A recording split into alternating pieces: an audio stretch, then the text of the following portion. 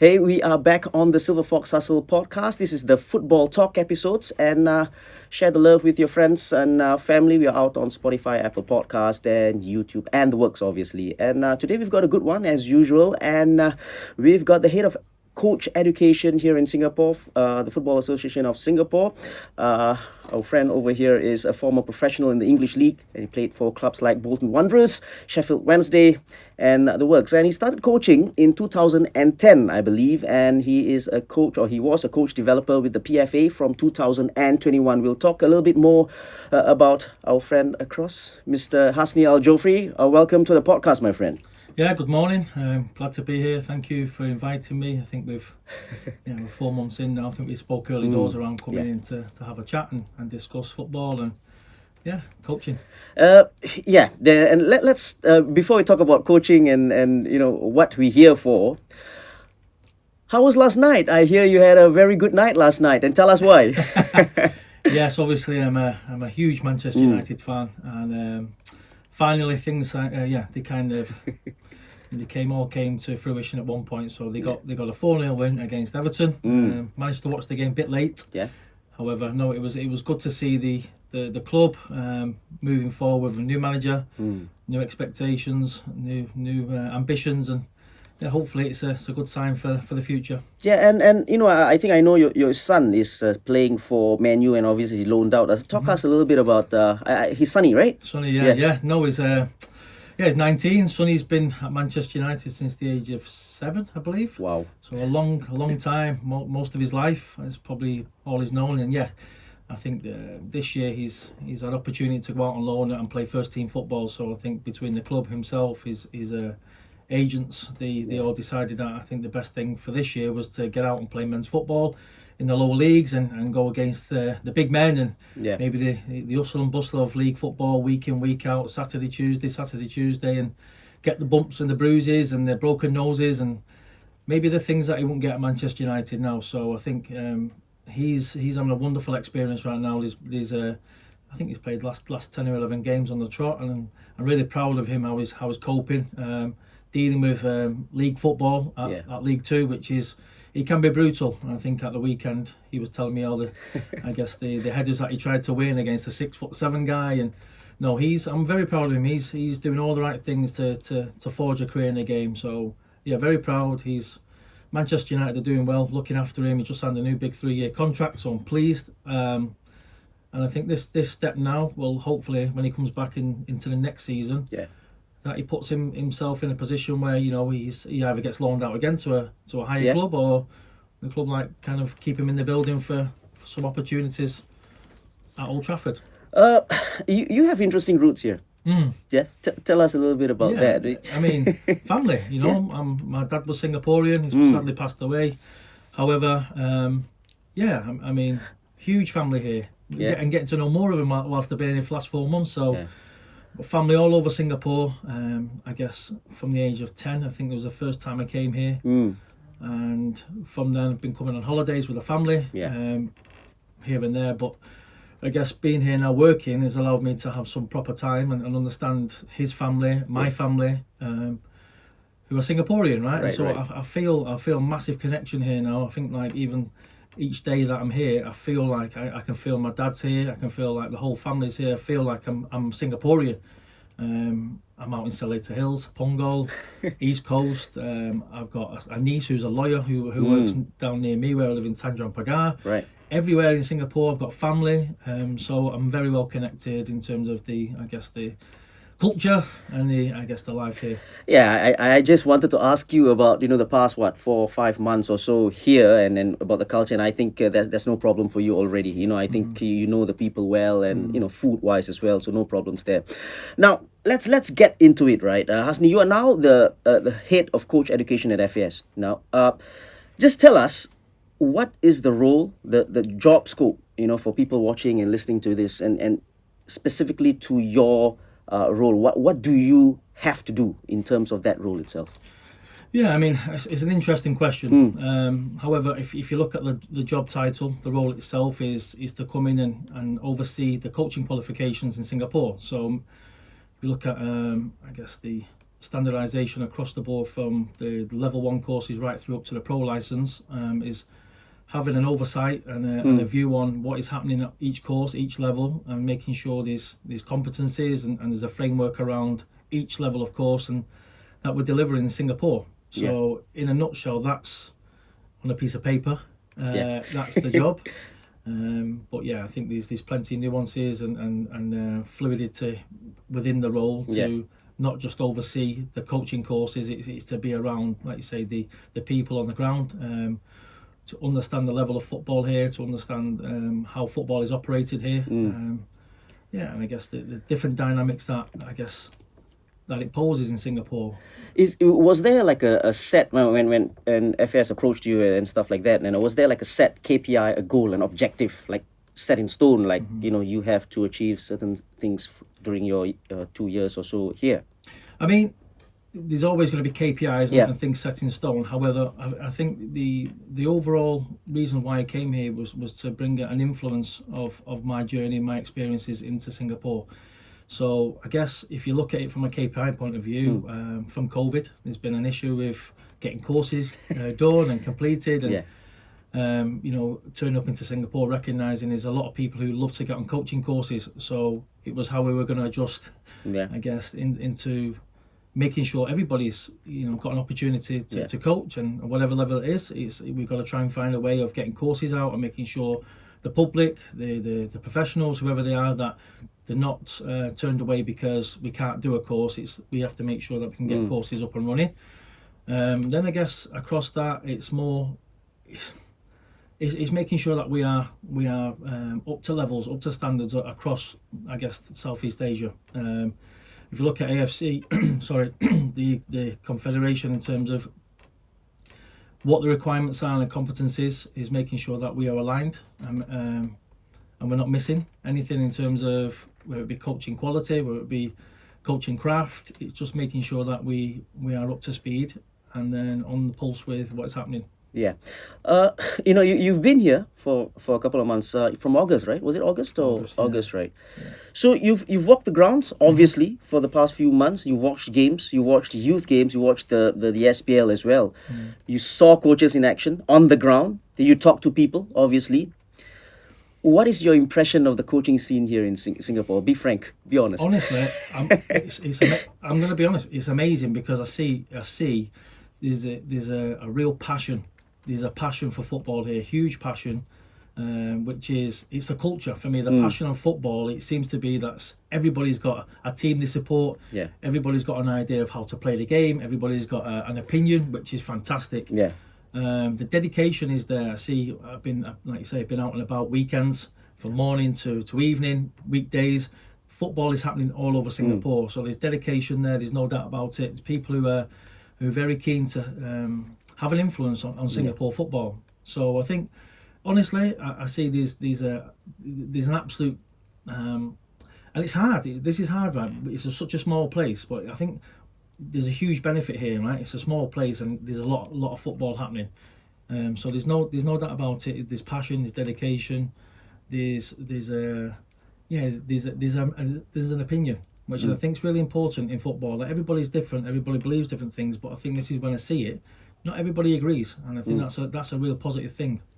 Quality-wise, you talked about passion and obviously, and I think you're right. That there's always going to be passion for the game, the love for the game, and that's why there are different opinions coming from different people, right? How about quality-wise? And again, it's very subjective, right? Quality. What's a good coach, for example, right? So in that sense, what have you seen?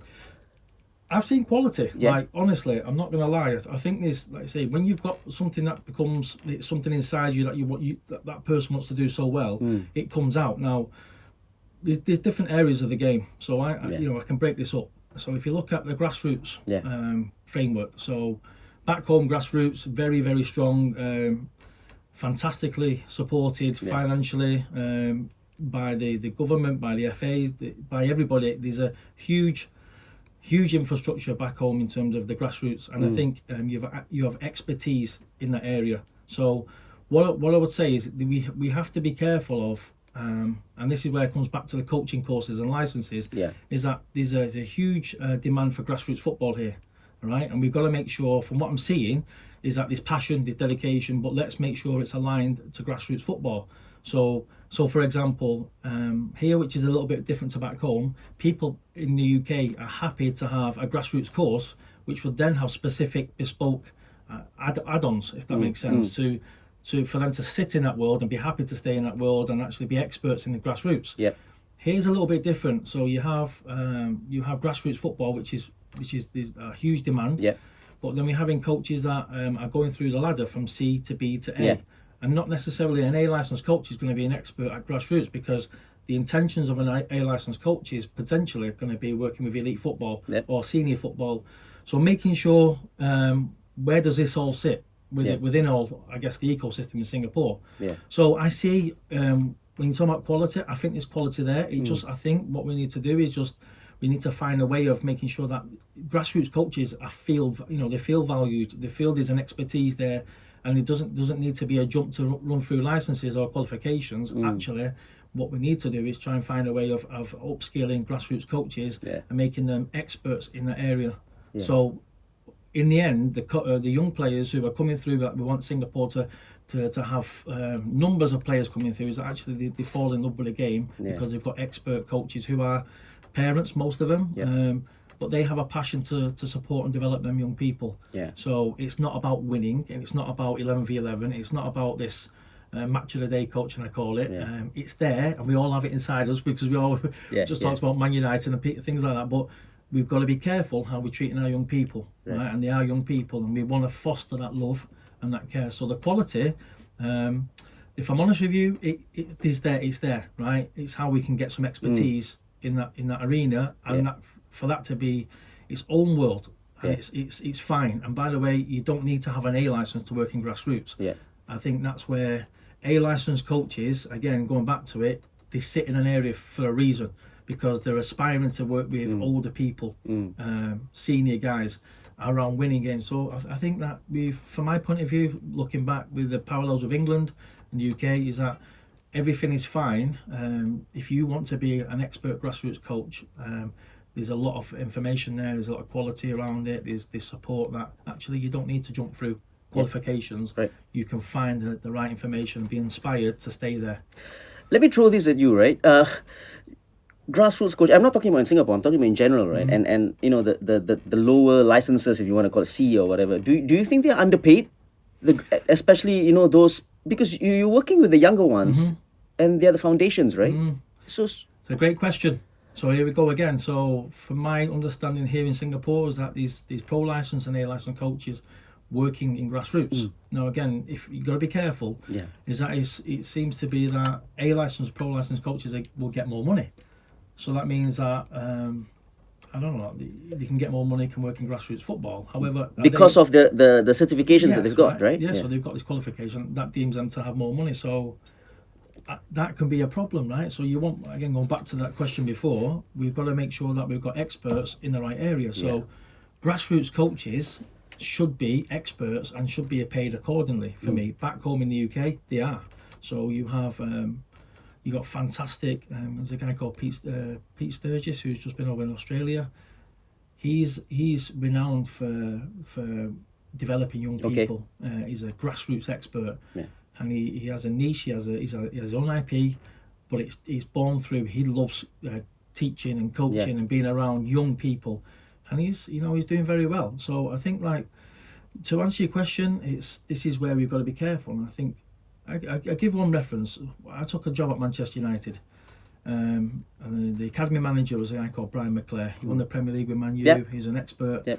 What a guy, and I walked in as an under 13, 14 coach, and in my head, I was aspiring to be this. I want to be, in my mind, it was like, he's going to think I'm better from the 15s, under 16s, under 17s coach, and I've got a B license, an A license, and a pro license, thinking that going down that road, I thought he would think I'd be better.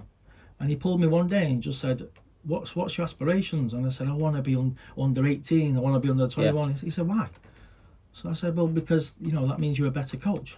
And he just stopped me in my tracks. He said, no, no. I was like, well, go on. He said, well, why can't you be the best in the world at under 13s, under 14s? It's such a niche. These young people are going through PHV, peak height velocity. There's many changes around these young people. Can you be an expert? I said, Brian, well, what about if I want to be this? He said, no, we'll push you through and you'll gain qualifications because you're here, and that'll be you as a person, that you as a person want to be better anyway, but why can't you stay here? So I said, well, what about the money and stuff? I asked the question. He said, did you know our under 9 coach is paid as the same as the under 21 coach? And I said, no. And it kind of blew me straight away. Is actually, he referenced the under 9 coach the same as under 21, and it made me feel at heart, and that's why I stayed for nearly 10 years, because actually I was valued at the area I was in, and I wasn't chasing age groups, I wasn't chasing qualifications, I was chasing to be the best version of me. So yeah, that was I think when I listened to him, it kind of stuck with me. Actually, I don't need to go through qualifications to be an absolute expert. What I need to do is be outside on the grass to learn my craft, to be around coaching every day and talk. Now, listen. This is a brilliant story, right? You know, I think this should go out, and it's brilliant because you're right here in Singapore, right? And we got to be careful because we pay based on certifications, and that's it, right? And this is coming from experience, right? So if, for example, if you are the higher you go, for like example, you're A, for example, right? And if you are doing under 13 program, you are paid more than the person who's coaching the under 13, but has a B, for example. You know, and I think you're spot on that part.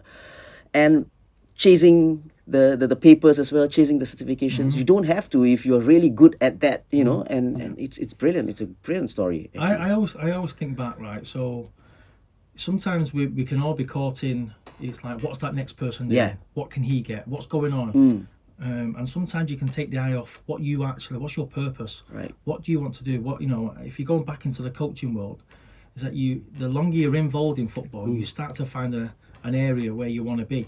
So when I came out of playing, there was a choice. There was 2 pathways I could have gone. There was one into first team football, which I was offered a job as an assistant manager, or the other pathway was to go and work with young people, Manchester United under 13 coach. Very different pay at the time. This was the first team was a shortcut to money and to I'm there. Yeah.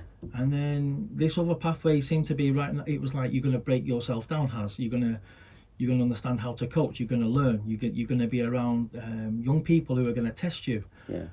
It's pretty long term as well, that one. Yeah. So it was like, which way are you going to go? And it was, I won't say it was a flick of a coin. However, it got to a point when I thought, actually, I want a career in coaching. I want to be the best version of me. And by, I guess, not taking a shortcut and going straight to first team football, of going into the youth development stage, it was the best thing that I ever did, because it taught me how to coach. It taught me how to behave. It got me to understand how young people operate. Yeah.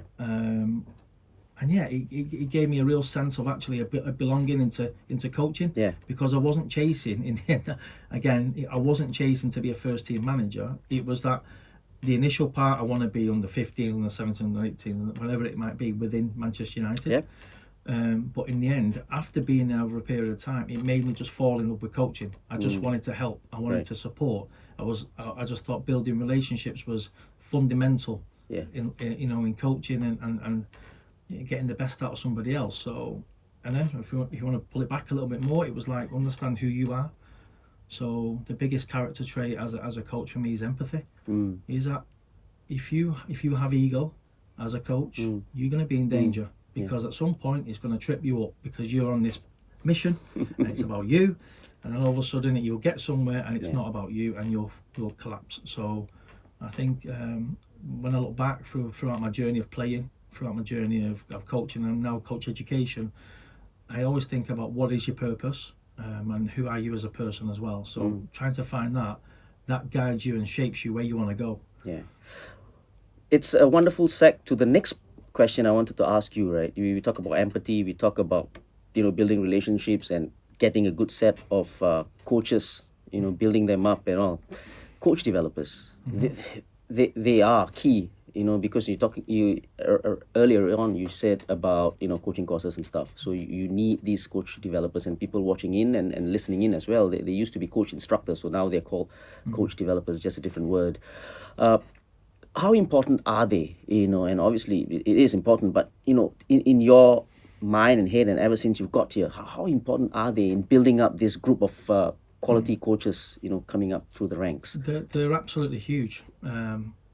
You can frame the name however you want it. However, you would suggest that without best practice, without somebody to guide you, it's where are you going? So coach developers, coach educators, they should provide wisdom.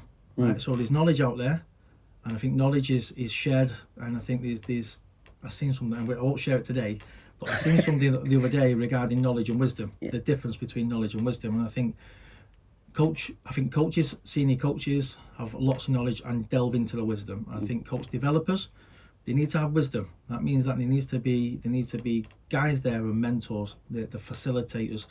They understand the arts and crafts of coaching, and I think that without having I won't call it an umbrella, but without having a strong group of people within any environment, like such as coach education, coach developers, then where we going, right? So what we're trying to teach, what we're trying to get the coaches to do on the pitch, off the pitch, there needs to be some kind of guidance where actually we have coach developers that actually, they're there, they're present, they understand the differences with the elite, the grassroots.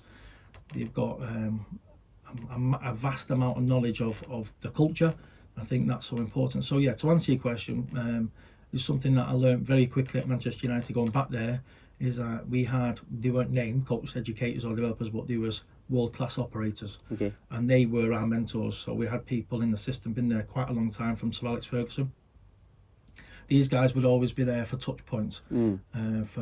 They'd be watching, observing, but they were so skilled. It was never in your face.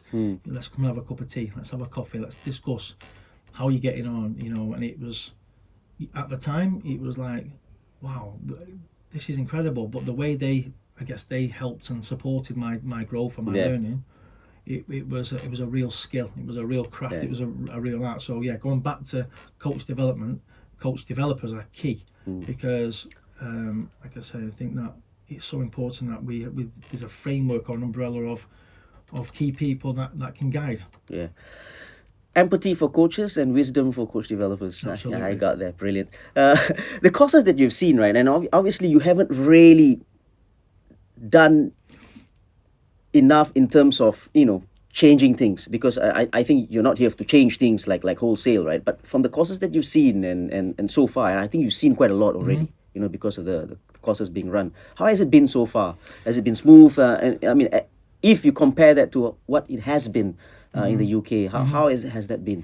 I mean, listen, I think first and foremost, there's a huge appetite for the courses, for the learning, for the content. I think it's been really, really positive. You're asking me. There's a lot of fantastic information.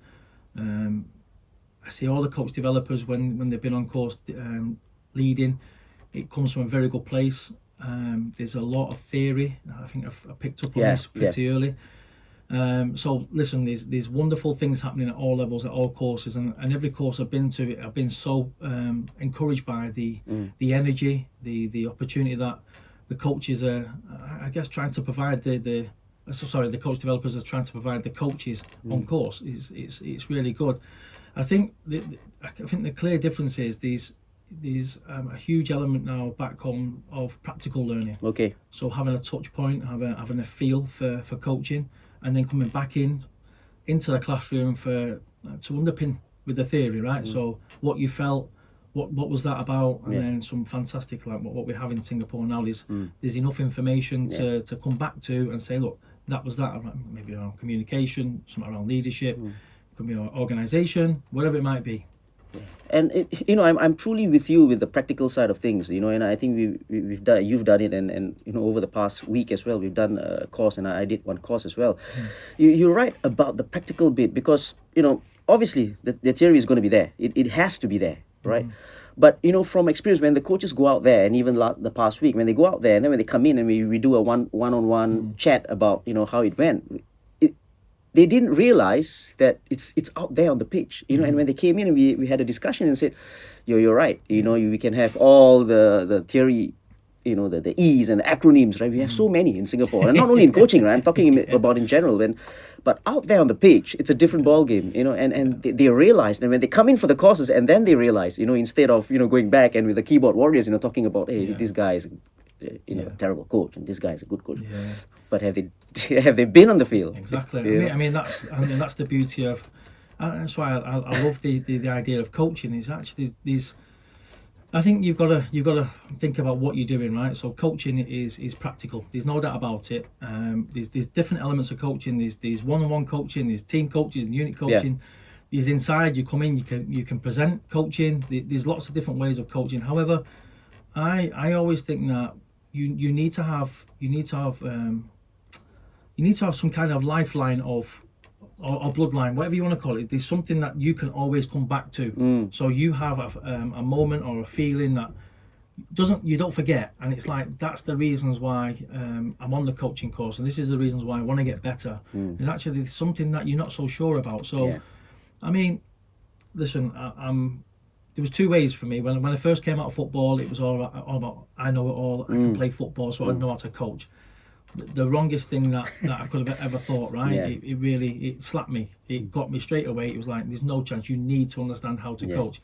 That wasn't just by being outside and practically coaching. It was also going in and educating myself, going to courses, you know, going through a journey of learning, right? And I think that really underpinned some of the things that I was going through at the time.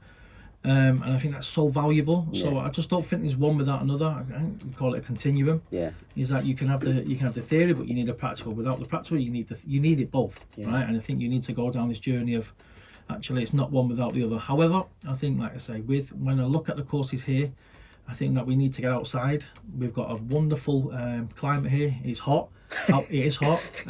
However, we should be outside. We should be outside. We should be learning outside. We can take our tactics boards outside. We can do whatever. We've got the climate to get outside and find ways of maybe talking, chewing the fat. You know, different things that you can find outside on the pitch. I see the passion when you speak, right, about football and coaching and what have you. Now we talked about positives as well, loads of positives, right? Let's talk about the negatives. You know, specifics of what needs to be done better. You know, and again, we're not talking about comparing with past to the past and whatever, but obviously something needs to be done to go forward. Obviously, right? So, what have you seen that, you know, you think, you know, besides the practical bit, right? I think a little bit more practicality into the things of how we do things, right? What needs to be done better in coaching wise? Yeah, I mean, if we just look at the coach development point to start with, I think I've come into FAS. I'm really enjoying what I'm doing. And it's, like I say, a lot of people most if not everyone are trying the best and working to try and support the next generation of coaches. What we need to find is frameworks, is standardization, is a common practice amongst the courses, certainly around. Just give me an example of a framework that you're talking about, and then what is it? So it could be, like, say, if we go back to the practical stuff, right? Okay, so it's like if we have an A license course running, right? So it might be that we as A license educators will have a menu of coaching sessions that we think that we can demonstrate and we can show, and we can then ask the learners to get on and have a go. So it's probably one of them. I've come in and there's a lot of football, there's a lot of coaching, there's this, there's that, but we don't have a pool or a menu of coaching sessions that they are A license standard coaching. Same as Grassroots. So you're right. Like I'm saying, if you look at the practical point of view, we could have a framework of coaching sessions for Grassroots coaches, which are maybe understanding the individual, volume of play. Right. So looking at small sided pitches, 2v2, 3v3, 4v4, the element of fun. So the difference is practically along the coaching licenses is that actually you can find framework which, and again, it will be standardized. So at this moment in time, you know yourself, we are actively trying to improve the department and come together a little bit more in terms of getting together, understanding what happens on each course. But then I think we'd like to say that if you was to go and do a course on B license, chassis, is that you'd be able to go and pick up the framework of B license course, kind of practicals and theory. Is that we'll have a general population of coaching sessions and also theory. So it's like a framework, and then the library of for information and drills and whatever to make it more consistent. I think so. And then again, we're under AFC, right? So also we have to make sure that we are hitting everything right. And yes, we're in Singapore, and we have to make sure it's a Singapore way. That's most important. However, we have to make sure that we're hitting AFC recommendations and requirements. So I think along that we have to be mindful and respectful of what's happening, what they want, and how we in Singapore try and find and adapt ways to be creative and find our own, which is unique to Singapore. I think that's really exciting. So that's part of the initial part of my role is actually, what are we doing on the grass? How are we doing it? And then can we standardize it? We spoke about some of the positives and the negatives, obviously, and the KPI at the beginning, right, Hasney? And so what's the game plan going forwards? How many courses are we talking about in the next? It's huge, isn't it? I mean, it's probably like any country, right? Everybody wants to be a coach. Everybody wants to get on a journey, right? And I think that's fantastic. And I think that we definitely have the demand there. There's no doubt about it. We have to be mindful of who's coming on the courses. And I think what we want to do is make sure that the public know and everybody know that this course is specific for this, and it's going to give you all of these things, right? So if that's what you want to do, come on the course. It's not a certificate. This is part of learning. Hopefully you step into the arena and you go and apply the tools that we're trying to provide you on course. So if you're at Grassroots, get into the Grassroots arena and go for it and have a go. It might be that you find a niche that you might want to work with older people. Then you step to the side and go, how do I find that? So KPIs, looking at I guess short term, long term. I want to make sure everybody who wants to be a coach should be okay to get on courses. I think it's really important. So I think that's been one of the strategies in terms of 2025 is that everybody who's applied for courses over the last couple of years, we want to make sure that everybody gets on the course and experiences, whether it be Grassroots or an ICC or a C or a B or an A. Right? We don't want anybody to miss out because we can't do it. We intend to do it, and I think that from what I've seen already from planning, we've been very busy behind the scenes of trying to make sure that we get most things done in quarter 1, quarter 2. Certainly the level 1 courses or the Grassroots course. So that's the short term, definitely. Will there be? I think we spoke about this, and again, this is not coming from you. It's my opinion, right? I think there has to be a certain standard when somebody for example, goes into a B or tries to apply for a B at least. So that there is going to be something like that being tightened up, right? I think so. Yeah. I think we've got to know what's the aspirations of that individual. All right. So where they're working, where they're aspiring to go, and I don't think a course stops somebody or a qualification. I think when we're looking to add people onto our courses, it's that we know the intention. What is it? What's the purpose for that individual? And I think when we can do that, it's not a collective. It's specific. If it's me going on a course, why do you want to go on a course? What is it you want to do? What are your aspirations? Where do you want to? What have you done to this point? And then we can collate the information and say, okay, well, this course is for you. If not, I think then maybe it's not for you right now. You need to get back into the big world and get coaching and do a little bit more time, and then come back again. And then I think we can get more consistency, and I guess the framework behind the preparation going to a course. We'll know who wants to come on the courses and the reasons why. I think that becomes the most powerful tool then, because everybody should know if you want to go through the coaching pathway, these things that you need to do to demonstrate actually why you're going to apply for yourself, and then how you're going to get on the course. Well, that's definitely in the pipeline, and I'm looking forward to that one as well. Because I think not everyone can, for example, be a B license coach, for example, and so many people are so fixated on just climbing up so easily, right? So I think that's a very good point. And it's 2 years. You have 2 years. I mean, officially that is. Do you think it's a short runway? I feel it is. I mean, look, forget me. Just forget me for that situation in terms of 2 years. I just think if somebody's in here now, and what do they want to do? I think for me, we've got to build foundations. We've got to get some real governance on the coach education. We need some real quality control. we need a clear framework of how courses are run. We need to have a clear process of how people get onto courses. And then we can build. I think, like you say, 2 years. No, I think if we're saying this is the start of a journey, I think it's so exciting for Singapore. Is that actually, if it wasn't me, it'd be somebody else who would probably highlight these things. I think right now it's a little bit of an environment where there's probably everybody's just, like I said at the start, everybody's been working the hardest just to get along and get by. Now what I want to do is get some real leadership within the department, some control, and some real standardization across the board, so everybody knows what they can do. And it's not me ruling from the top, it's actually giving the tools to all our coach developers and then the aspiring next generation of coaches actually a platform and a framework to work from. And then hopefully down the line it's going to impact our players in Singapore, because actually through governance and quality control is actually we're providing some very good courses, very good tools. And I think that actually then the coaches go out into the ecosystem and hopefully then develop the players on the pitch a little bit better, and hopefully we'll develop better players. I just think we're at the start of an exciting journey. You know, however long I stay, I don't think it's about me. I think that there's clear ideas going forward now. I think we need to pull together. We need to work together as a collective, not just FAS, CED. We got to work with UTR. We got to work with Sport SG. We got to work with the public. We got to work with every stakeholder, the parents.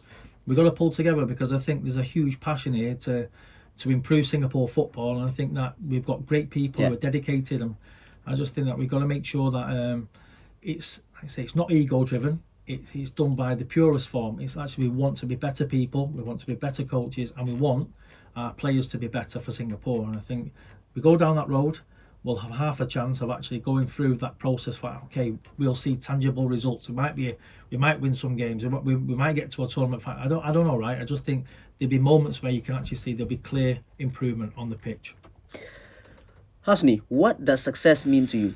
At the end of your 2 years, or it could be 2 years, it could be 4 years, we don't know what's going to happen at the end of the 2 years, right? What will success mean to you in your mind? Again, if I go back to me as a person, right, I just go back to the fundamentals of life. Success, hopefully I've come here and I've provided a positive environment for everybody that I've been around, right? And I think from that point of view, whether we have exciting courses or not, or we have really talented coaches or not, I think that hopefully through my influence here, coming in with, I hope this translates that I'm not coming in with an ego because I've come from England and that's me being, I'm better than everyone. No, I'm part of everyone. I want to be, I guess, part of this journey. So I think success for me, I say if I can with my character, my personality can rub off to actually say coaching is coaching. Nobody's perfect. If without failure, I don't think you get your learning, right? So I quite like the idea of actually being able to say that actually even coaching courses that I'm overseeing, that failure is good. And I think mistakes are good. Is that it's life, is a journey full of ups and downs, and so is coaching. And I think the exam or the pass and fail, if I'm honest with you, it's if there's a difference back home to here, there's no pass and fail. Right, there's a journey, and again, getting to understand that person is, this guy's on a purpose. He wants to go somewhere. This woman wants to go somewhere. Right? They know it's not going to be perfect. It's going to be a rocky road. And I think the difference, what I've seen, there's a big sense of pass and fail, and maybe that's culture. People like the exams and passing. I get it. I understand. You're right. However, I think coaching is a little bit more, as we spoke about, it's practical, and with practical elements and people that you're supposed to be influencing, they're not always going to be 100% for you. So I just think that we need to step back, and hopefully we move away from say a summative approach to a more formative approach, and I think that would be success for me, because actually freedom of coaching allows creativity. It allows you to fail. It allows you to grow, and then again from there you'll. If you really enjoy coaching, you fall in love with it, you'll be an outstanding coach and an outstanding person. I want to ask you, right? Because I like the coaching sessions that you've been doing with the COE coaches. I think you've done 2 or 3, I think, something like that. And I think going forwards, this is a good deal, right? And so at least you're looking at the coaches, you're talking to them, and I think it has been great. And what has been the feedback from them? Has it been good? Yeah, I think that's been a real positive. I think it's been very good for them to see me coach. I think sometimes you can hear somebody talk, like we spoke about, right? Here's me now. I always think it's so important that they get to see you, and I think I've said openly, like, you won't see an unbelievable session here, but what I'm going to do, I'm going to give you a framework of how I want to coach this session today, right? So that's allowed some buy-in with them guys, and I think they've seen me kind of just be open, and we've shared a lot. And I think that the idea of me thinking, I know we've had sessions where I've been able to coach, and I've had their feedback, and I've adapted for the next session, because actually I didn't consider. I'm thinking like the heat, the timings. I'm doing things that maybe I've done back home in the UK that in the cold, in the cold. So these guys are looking round, and it's like they're gagging for water. So no, I think it's been a huge success. It's been amazing. Them guys have seen me coach, and I think from that standpoint, again, there's a feel for them. There's something that actually they can see opposed to me just telling them. So it's been a real good 2 or 3 times. It's been a wonderful sharing opportunity, and I think that anytime you get to talk football, it's really good. So I think what the big thing that we've established early doors with this, right? So 2 sides for coaching for me. There's this session design and the things that we hear all the time around philosophy, methodology, coaching sessions, frameworks, and all that. And I think we've touched on this. We've seen some of this come out, but straight away they've understood the other side where I've tried to delve into of the art of coaching. So the art of coaching is when you get to a level of you're comfortable with the tools, you're comfortable with the framework, you've got some ideas, but then you've got to translate this now to the players. So then the art of coaching for me is when it takes you to another level. So the art of coaching is then being able to build relationships, understand that human being, find that connection where it's not the session size or the stepping in, it's what that person's going through. You kind of have a feel for the session, whether to stop it or to keep going. So the art of coaching is different. So I see coaching in 2 aspects. It's the session design and the absolute frameworks, and then it's you as a human being, how you over time get your knowledge, get to that point of actually these are art now. These are how you connect with people, and that's how you build, and that's how them players hopefully cannot wait to come back. So I always think the art is the next level, and we touched on it during the COE. Is that hopefully that they don't just see me say stand here, do that. It's how I can connect with these guys and make it fun and enjoyable, because that's what it's about. Football is about fun. It's about play. Wonderful, Hasney. I think it has been a wonderful chat, right? And we talked about your role and what you are going for in the next 1 or 2 years or so. It's been wonderful. Any last words for the coaches? You're the head of coach education anyway here in Singapore. Any last words for the coaches here in Singapore trying to do well for Singapore football? Yeah, no, listen, I think already I've seen fantastic passion, fantastic dedication. I just think that keep going. I think keep the curiosity. I think that's where, if you're a curious coach, this can take you wherever you want to go to. And I think that's one of the qualities I look for in any coach, is that somebody's, they can be good, right? And you might see something, go, wow. But delving into that person, I think if you have curiosity as a coach here, that can add on to you. So listen, keep up the hard work, keep up the dedication. Singapore needs all the coaches, and I think for us, I want to pull us all together. Hopefully that people see me on the ground, they can talk to me. Like I say, I've shared my number with most people. If anybody comes around me, I'm happy to talk and happy to help. I think coaching needs to be that way. I think we should be okay to share and be open, and to be okay that it's a debate. Not everybody knows everything, but I certainly think that we've got a strong nucleus of good people here that we can take the country forward. Hasney, cheers, man. Thank you so much for being on the podcast. It has been insightful, like I said, and good luck for the next 2 years, and hopefully more than that, in Singapore, and hope to chat with you and work with you soon, mate. Okay, thank you. Appreciate it. This has been the latest episode of the Silverfox Hustle podcast, the football talk episodes. And don't forget, share the love with your family and friends. We are out everywhere: Spotify, Apple Podcasts, YouTube. Until the next time, cheers.